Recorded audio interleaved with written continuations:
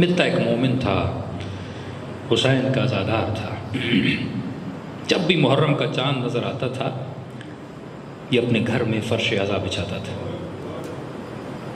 امیر تھا، دولت مند تھا، بڑا نذر و نیاز کرتا تھا، لیکن وقت بدلا اور اس وقت کے بدلنے نے اسے فقیر بنا دیا۔ اتنا غریب ہوا، گھر کا سامان، بیوی کا زیور سب کچھ بیچ ڈالا۔ کا محرم کا چاند نظر آیا، زوجہ کے پاس کیا کہا کہ اتنے مجلس کے اخراجات ہیں، کوئی رقم ہے؟ زوجہ نے کہا نہیں، رقم تو کچھ بھی نہیں بچی۔ تو اس نے کہا کوئی زیور، کوئی بالی کچھ ہے، سونا میں بیچوں تاکہ مولا حسین کی مجلس کرواؤں؟ بیوی نے کہا کچھ بھی نہیں ہے۔ تھوڑی دیر اس نے سوچا کہ اگر تو راضی ہو جائے تو حسین کی مجلس ہو جائے گی۔ تو اس ماں نے کہا کہ میں راضی ہو جاؤں، کیا میں راضی نہیں ہوں کہ امام کی مجلس ہو جائے؟ کہا نہیں، یہ ایک کام ہے اگر تو راضی ہو جائے۔ کہا کیسا کام؟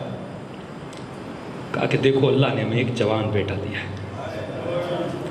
اب یہ پرانا زمانہ تھا، غلاموں کا، بردہ فروشوں کا۔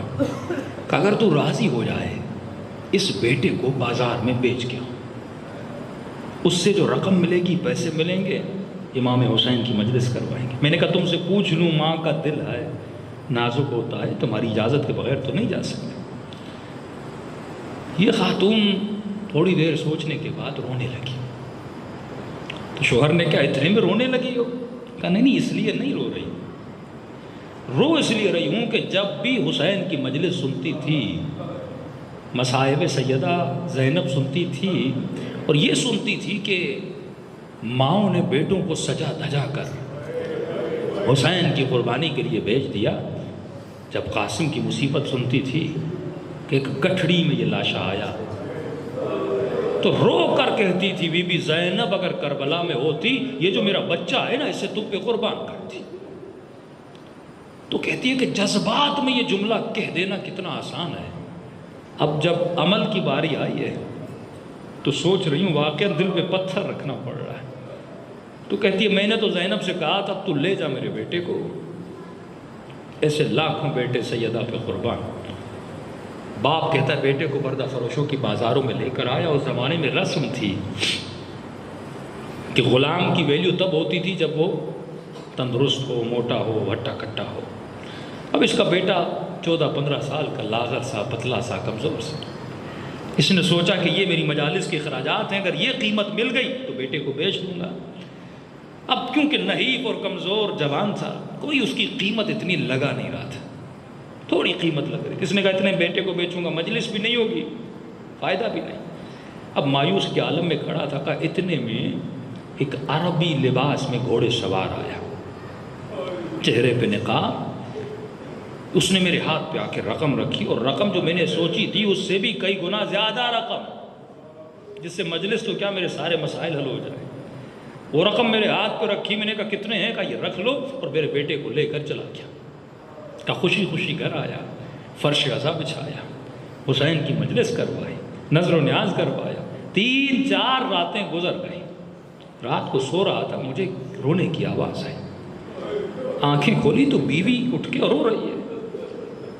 میں نے کہا کیوں رو رہی ہو؟ افسوس ہو رہا ہے کہ بیٹے کو بیچا ہے؟ کہا نہیں ماں ہوں، افسوس نہیں ہو رہا، مجھے بھی پتا ہے حسین کی مجلس کے لیے دیا ہے، یہ سوچ کے رو رہی ہوں میرا لال کس حال میں ہوگا، اس کا مولا، اس کا آقا صحیح ہوگا نہیں ہوگا، خیال کرتا ہوگا نہیں کرتا ہوگا، کہیں مارتا تو نہیں ہوگا، رات کو کھانا کھا کے سویا ہوگا نہیں سویا ہوگا، زمین پہ سویا، بستر پہ سویا، وہ جو ماؤں والے خیالات ہوتے ہیں بیٹوں کے لیے، وہی یہ باتیں کرنے لگی۔ یہ شخص کہتا ہے کہ میں بھی رونے لگا، بیٹے کی یاد آئی، دونوں رونے لگے۔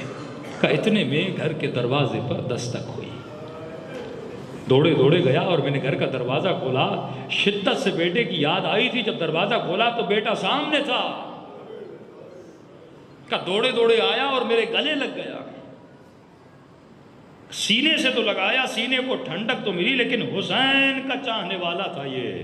اس نے فوراً بیٹے کو سینے سے جدا کیا کہ میرے لال میری زندگی گزر گئی، میں نے کبھی بھی حرام کے مال سے حسین کی مجلس نہیں کروائی، مجھے حسین کے سامنے شرمندہ نہ کرنا، اس معاش سے حسین کا ذکر کرو جو معاش حلال کا ہو۔ کیوں امام حسین لشکر یزید کو مخاطب کہتے ہیں میں جانتا ہوں کہ میری باتوں کا اثر تمہارے اوپر کیوں نہیں ہو رہا، کیونکہ ملئت بطونکم من الحرام، تمہاری شکم میں حرام کے لقمے چلے گئے ہیں۔ یہ حرام کا لقمہ حسین کا فرمان سننے نہیں دیتا، یہ حرام کا لقمہ عمل کرنے نہیں دیتا۔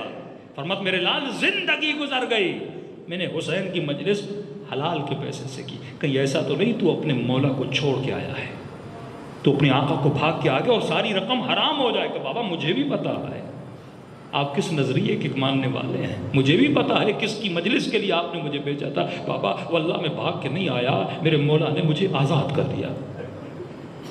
کہ وہ کیسے، اتنی رقم دی اور تجھے چھوڑ دے؟ کہ بابا آج رات آپ کی یاد آ رہی تھی، میں رونے لگا۔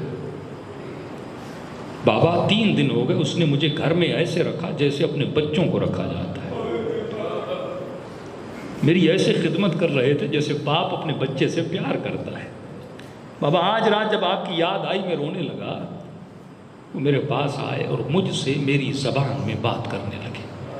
میں نے کہا آپ تو عرب ہیں لیکن میری زبان میں ایسے بات کریں جیسے آپ کی اپنی زبان۔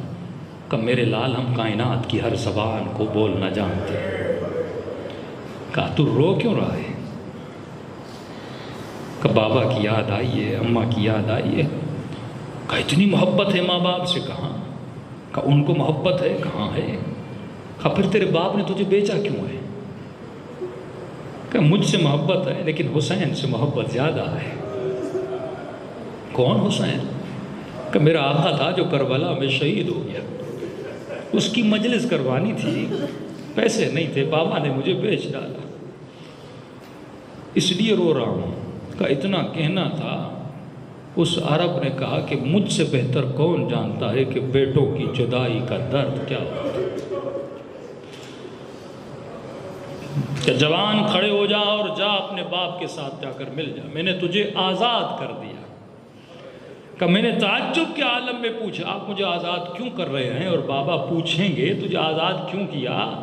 وہ میری بات کا یقین کریں یا نہ کریں، کہ میرے لال چلا جا اور میری طرف سے اپنے بابا کو سلام دینا، اور جب پوچھے کس نے آزاد کیا تو کہنا جس حسین کی مجلس رکھوائی تھی اسی حسین نے آزاد کر دیا۔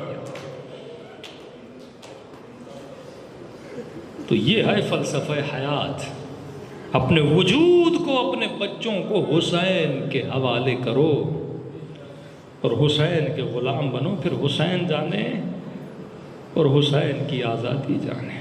اس طرح لوگوں نے حسین کا ذکر کیا، حلال کا رزق، خلوص کے ساتھ ایثار کا جذبہ، قربانی کا جذبہ۔ پھر امام فرماتے ہم ایسی مجلسوں میں آتے ہیں، شرکت کرتے ہیں۔ اے مومن تو یہ مت سمجھنا ایسی مجلسوں میں تو خود آیا ہے، میں نے تمہیں دعوت دے کر بلایا ہے۔ یہ مجلس بھی رزق ہے عزیز، جس طرح مال دولت کھانا پینا اولاد رزق ہے، یہ مجلس بھی رزق خدا ہے، ہر کسی کو نصیب نہیں ہوتی۔ جسے خدا عطا کرتا ہے اس سے ہی یہ رزق ملتا ہے۔